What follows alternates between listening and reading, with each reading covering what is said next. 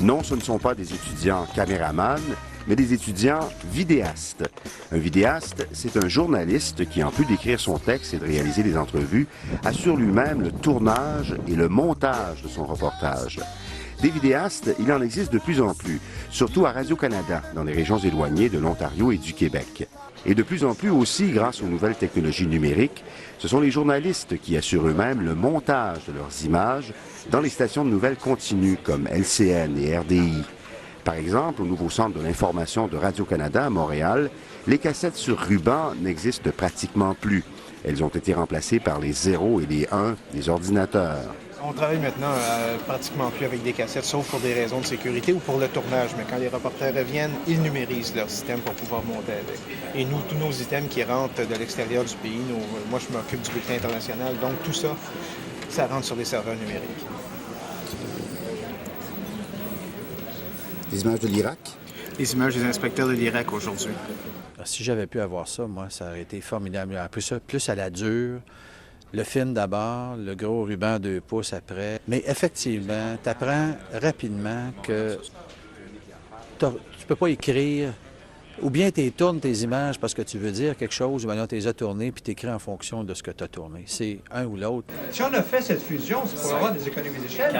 On les voit nulle part. On augmente le personnel, on augmente les dépenses. Pas comme ça qu'on va arriver. Une bonne nouvelle pour les travailleurs. Au Canal Nouvelle LCN de TVA à Montréal, tous les rédacteurs, les journalistes, les chefs de pupitre et même les lecteurs sont appelés à faire du montage. C'est ce qu'on recherche d'abord. Ça fait partie du profil qu'on recherche dans les stations de nouvelles en continu, comme la nôtre, LCN. Alors, c'est vraiment d'avoir le journaliste le plus complet possible. Puis on n'est pas nombreux, hein, tu l'as vu là ici, on n'est pas nombreux. Donc, c'est pas vrai que ça nous prend un monteur, un journaliste, un rédacteur, un ci, un ça. On a besoin des personnes, des journalistes très complets dans leur métier. OK, Vincent, j'aurais besoin d'un top-net sur l'Irak. Il faut que tu me sortes les événements de la journée parce que là, j'ai rien là-dessus. Il faut être au courant minimalement d'à peu près tous les sujets dont on peut être amené à traiter, qu'on peut être amené à traiter.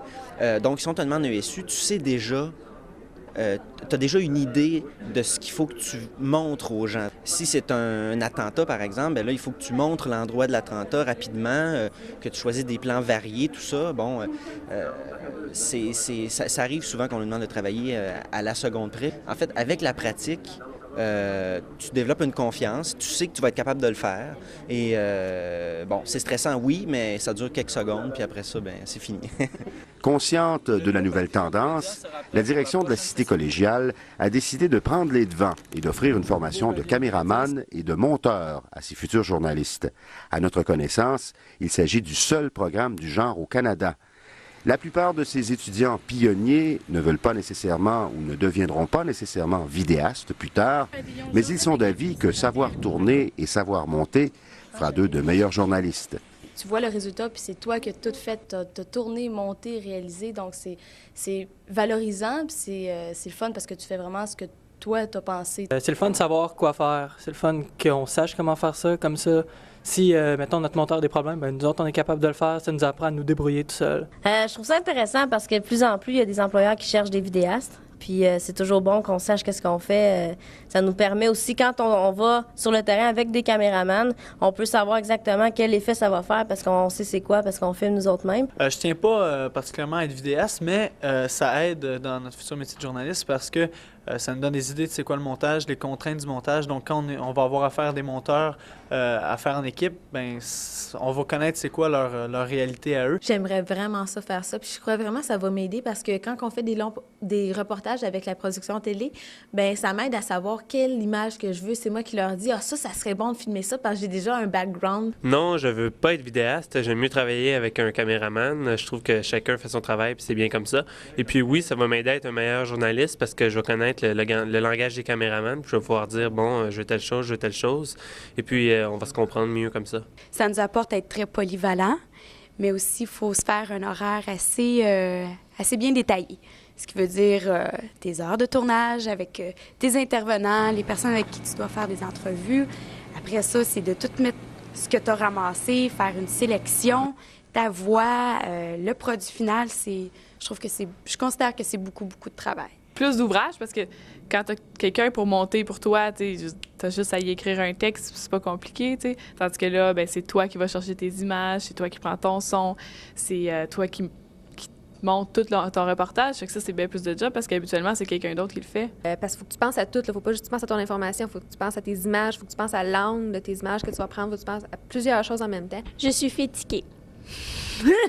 C'est mon premier commentaire, je suis fatiguée. Mais non, c'est super le fun. Les gens, ils sont pas mal impressionnés quand on arrive à quelque part avec notre caméra, notre micro, puis juste nous autres, ils sont là, ah, vous êtes tout seul pour tout faire. Ben, le plus fun, c'est vraiment là, partir avec la caméra, puis s'en aller, là, installer ça, commencer à faire sa petite entrevue. Puis quand tu as fini, puis tu reviens là, à la salle à vide, tu t'en vas faire ton montage. Là, c'est le fun parce que le gros de la job est fait.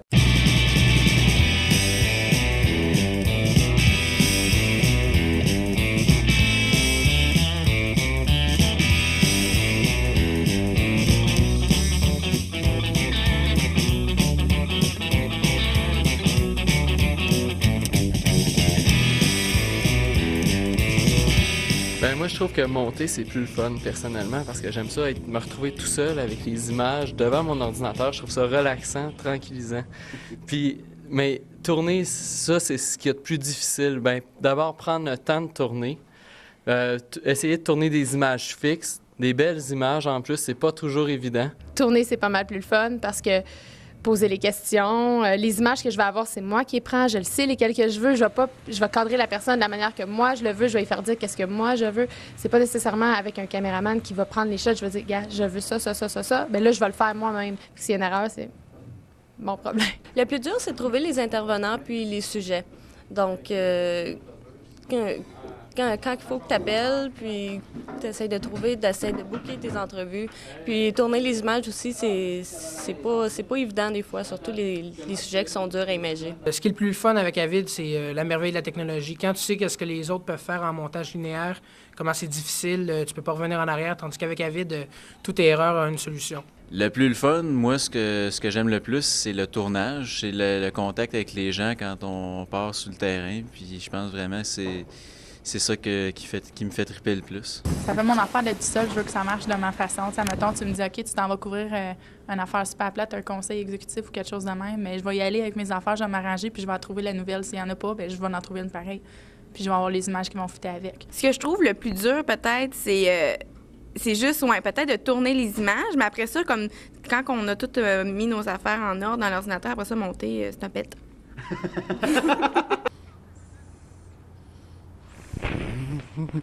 1, 2, 1, 2, 1, 2.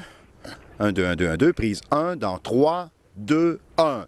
Les étudiants inscrits en journalisme électronique à la Cité collégiale doivent aussi apprendre à se filmer eux-mêmes, ce qui n'est pas toujours évident au début. Pour eux, la chute du régime des... Non. Un record qui nous rappelle... J'avais super bien. À part là. Le poids de comparaison risque d'être... s'annonce... Les Afghans considèrent c'était... Affronter les critiques des médias français. C'est la première fois qu'il y a un délai... Non, c'est pas ça. Affronter les médias français, dont les échos. Il n'y aura pas d'accalmie ici. Seul le débat autour de Kyoto pourrait... Affronter la critique des médias français dont les échos sont plutôt lourds. Karine Blanchard, TVA, au palais de justice de Gatineau. À l'image d'un premier ministre qui, manifestement, veut terminer son mandat sans d'autres décisions. Dans les annales judiciaires de l'Outaouais, c'est la première fois qu'il y a un tel délai entre un meurtre et une accusation. À l'image d'un premier ministre qui, manifestement, veut terminer son mandat sans connaître d'autres déchirements. Les Afghans considèrent que cette journée est un... Ah, shit. Le plus récent succès de Starmania et Notre-Dame de Paris, qui tous les deux ont attiré plus de 3 millions de spectateurs. C'est quoi la crise de dernière phrase? Moi, j'ai été ravi d'apprendre qu'on avait développé le programme à la Cité collégiale justement en tenant compte de ce qui s'en vient, plutôt que d'être souvent, comme ça a été le cas antérieurement, dans le milieu de l'éducation, à la remorque de l'industrie.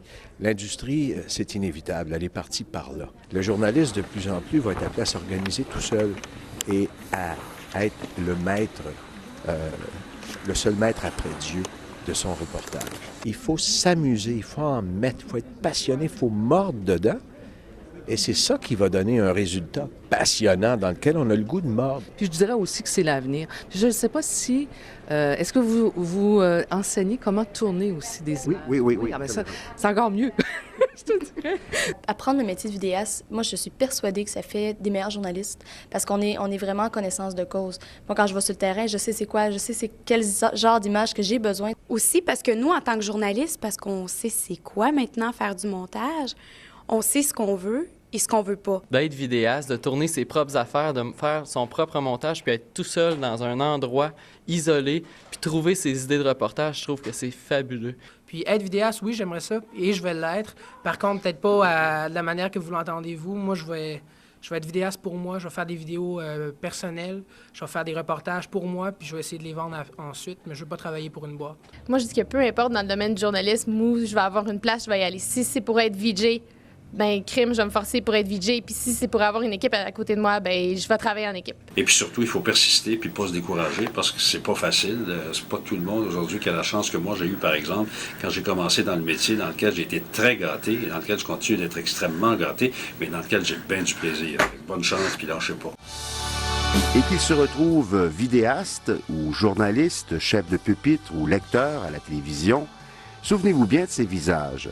Ce sont eux qui seront témoins de l'histoire et qui, par leur reportage, nous la raconteront. Daniel Tremblay, La Cité collégiale, à Ottawa.